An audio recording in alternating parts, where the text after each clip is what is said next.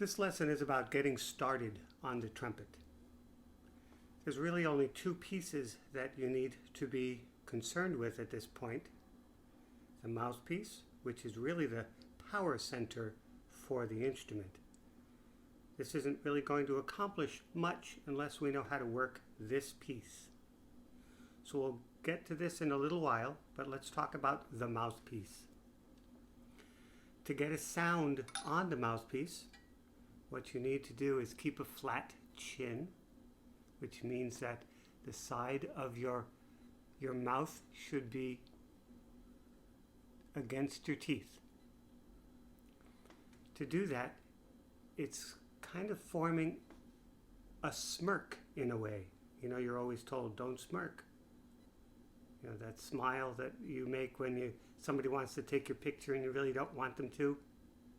And so you make a kind of a silly smile. Well, that's the smile, which isn't really a smile, but that's the shape your mouth needs to be in to buzz on the trumpet. In that way, these muscles right here are not going to move away from your teeth and do this, which are puffing cheeks. There's a few pictures in your book of what that looks like when you puff your cheeks, and it really won't help you get a good sound. So this is the foundation of playing any brass instrument. And once you have that accomplished, you can go.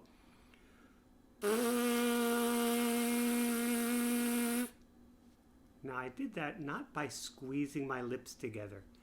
I did more of, if you're going to say squeeze or be tight, it's more here. This is loose. This just comes together enough to vibrate.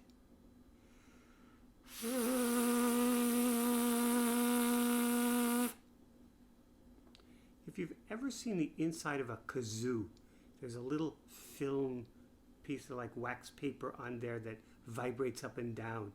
If that's tightened onto the kazoo, that kazoo doesn't make any sound.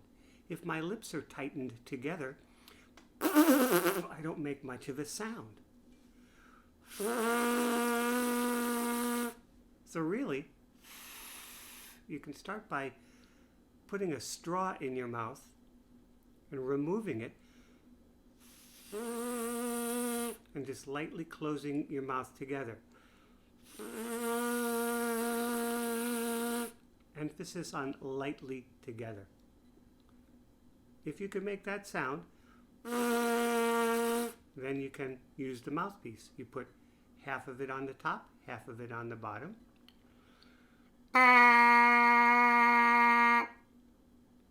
The more I stretch my lips across my teeth, the higher the pitch will go.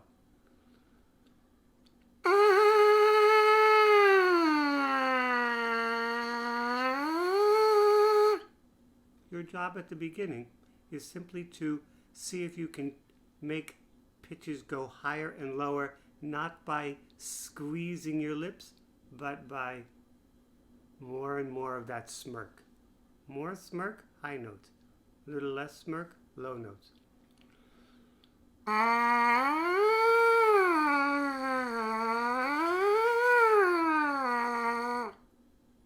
That will take some practice for you to be able to do, but it's certainly worth the effort. The better you are at playing this mouthpiece, the better you will be when we put the full trumpet together. Once it is together, don't pop this onto the trumpet itself. It will get stuck. Just place it and put a tiny little twist, and that's enough to hold it in place.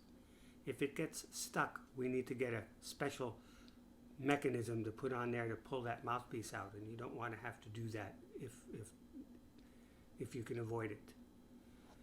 This hand simply puts these fingers around these valve casings. There's a ring here. My hand is a size that my ring finger goes in that circle. Yours might be that your pinky goes there. This hand acts like there's a ball in there, except that your thumb will be a little flatter than holding a ball. You just put that your thumb here and your finger tips go on top. Some people like to put their pinky on top of this ring. Some people like it under the ring. I guess when I play, mine moves around a bit. I'm not sure which one I'm always at. But the point is, you want to be able to press with the tips of your fingers, not the flat part.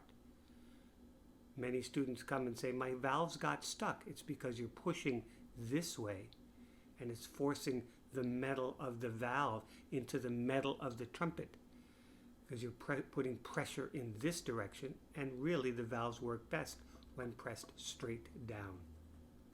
It's not to say that they'll never get stuck. It's just they'll get stuck less. So that's the beginning. Mouthpiece, mouthpiece, mouthpiece.